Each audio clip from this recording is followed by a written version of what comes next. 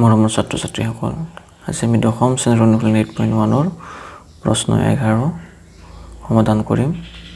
ইয়াত কি কৈছে, আমাক তলত দিয়াবিলাক সত্য নে অসত্য কোৱা, তোমাৰ উত্তৰৰ যথাৰ্থতা উল্লেখ কৰা। প্ৰথমত কি আছে, 10a ৰ মান সদায় একতকৈ সৰু। এতিয়া 10a ৰ মান সদায় একতকৈ সৰু হয় নে নহয় আমি আগতে চাই লওঁ। তাৰ পাছত আমি উত্তৰ সত্য নে অসত্য তাক লিখিম। ধৰা এইটো এটা ত্ৰিভুজ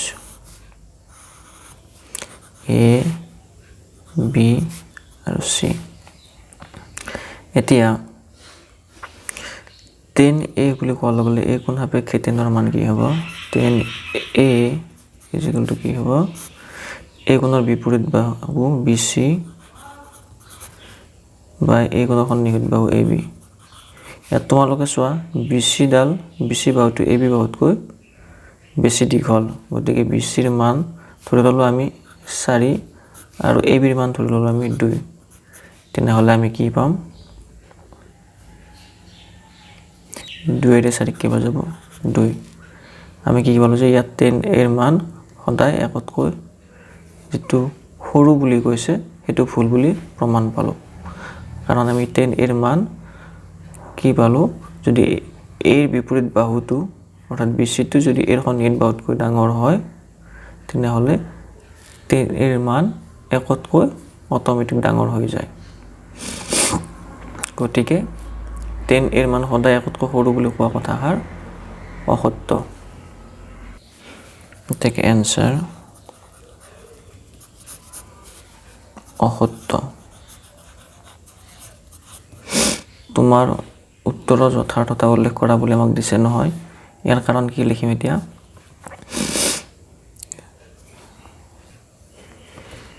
যদি a কোণৰ বিপৰীত বাহুৰ মান a কোণৰ সন্নিহিত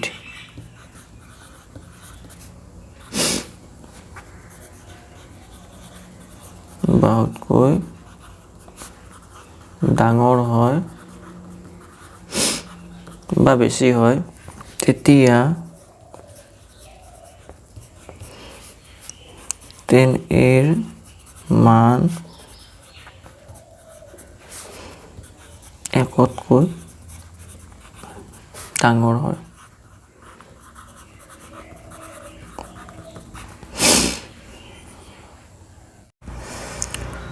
দুই নম্বৰত কি দিছে, a কোণৰ কোনো মানৰ বাবে sec a = 12/5 বুলি কৈছে। এতিয়া হ'ব পাৰে নে নোৱাৰে আমি চাওঁ। আমাৰ sec a কোন দুটা বাহু লয়, ধৰা হ'ল এটা ত্ৰিভুজ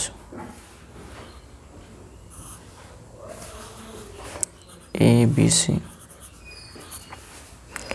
এতিয়া sec a বুলি কোৱাৰ লগে লগে আমি কোন দুটা বাহুৰ অনুপাত ল'ম,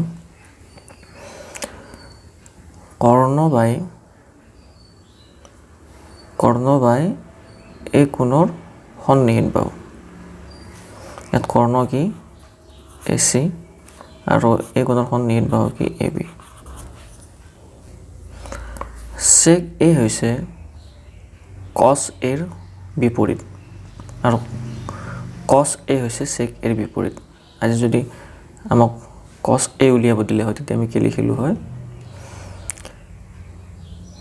a কোণৰ সন্নিহিত বাহু বাই কৰ্ণ, আৰু sec a লিখিব দিয়াৰ কাৰণে আমি কি কৰিলো, কৰ্ণ বাই a কোণৰ সন্নিহিত বাহু। এতিয়া AC বাই AB আমি কি লিখিব পাৰো, 12/5 লিখিব পাৰো। গতিকে AC যদি আমি 12k ধৰো তেনেহ'লে AB আমি কিমান ধৰিম, 5k, য'ত k এটা ধনাত্মক সংখ্যা। এতিয়া 12k ৰ মান ডেফিনেটলি 5k তকৈ বেছি, গতিকে কৰ্ণৰ মান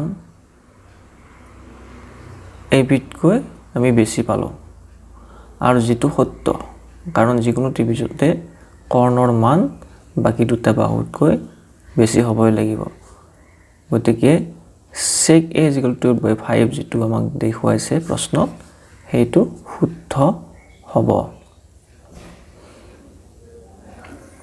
এনসাৰত কি লিখি আমি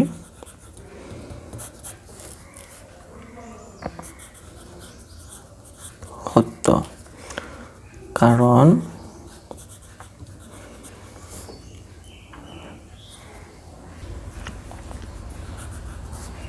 এই কোণৰ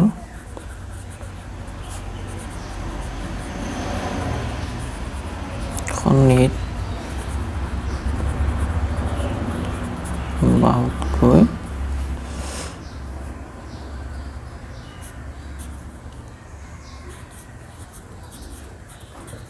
ত্ৰিভুজটোৰ কাৰণ এই কোণৰ সন্নিহিত বাহুতকৈ ত্ৰিভুজটোৰ কৰ্ণৰ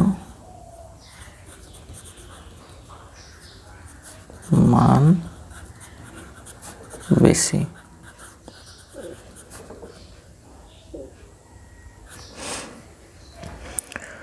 তিন নম্বৰত কি দিছে কোচিকেণ্ট অফ এংগল এ সংক্ষিপ্ত ৰূপ হিচাপে cos a ব্যৱহাৰ কৰা হয় এইটো সত্য নে অসত্য তোমালোকে কোৱা এইটোৰ এনসাৰ হ'ব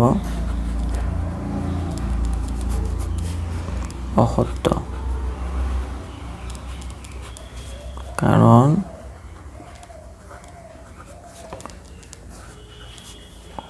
cosecant of angle A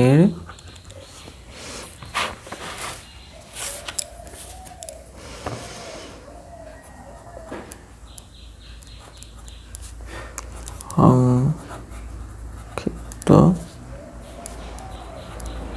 ৰূপ হিসাবে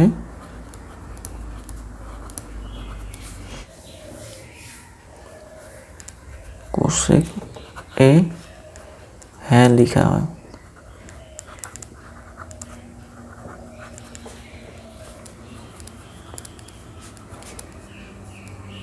cos A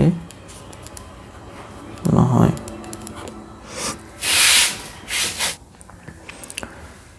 চাৰি নম্বৰত কি দিছে cot আৰু এৰ পূৰণফল হ'ল cot A এইটো তোমালোকে ক'ব পাৰিবা নি শুদ্ধ নে অশুদ্ধ এনসাৰ অসত্য কি অসত্য কোৱা cot আৰু a কেতিয়াও পূৰণ হিচাপে নাথাকে cot আৰু a কেতিয়াও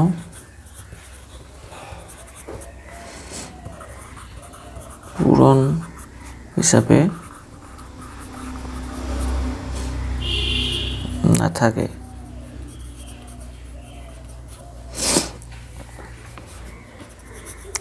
cot a মানে হৈছে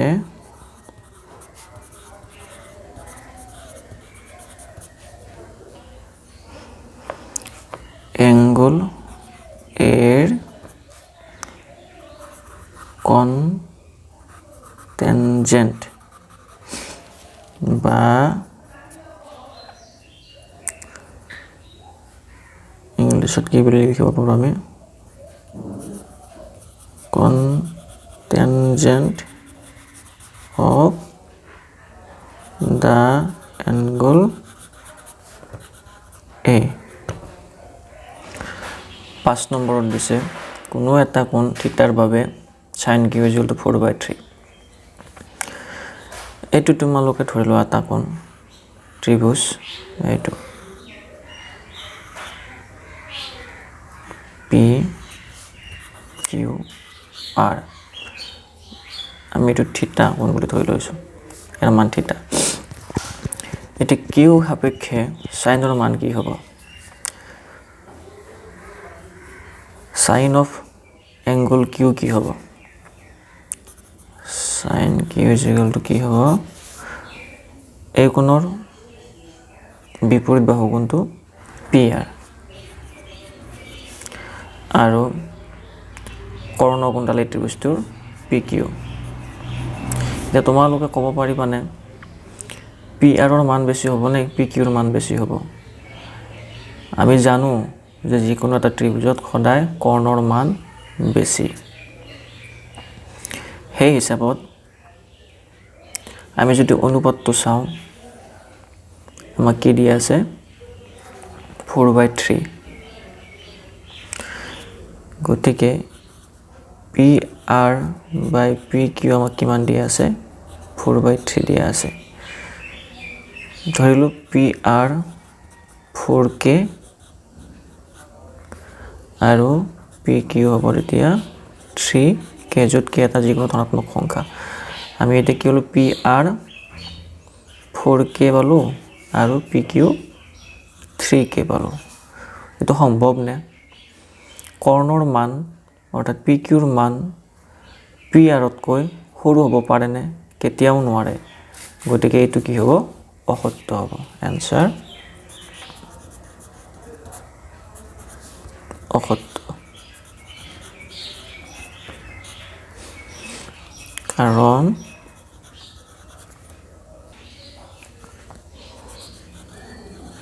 কৰ্ণৰ মান কেতিয়াও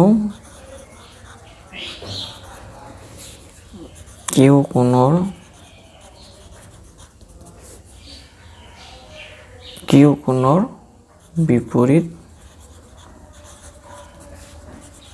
বাহুতকৈ সৰু হ'ব নোৱাৰে।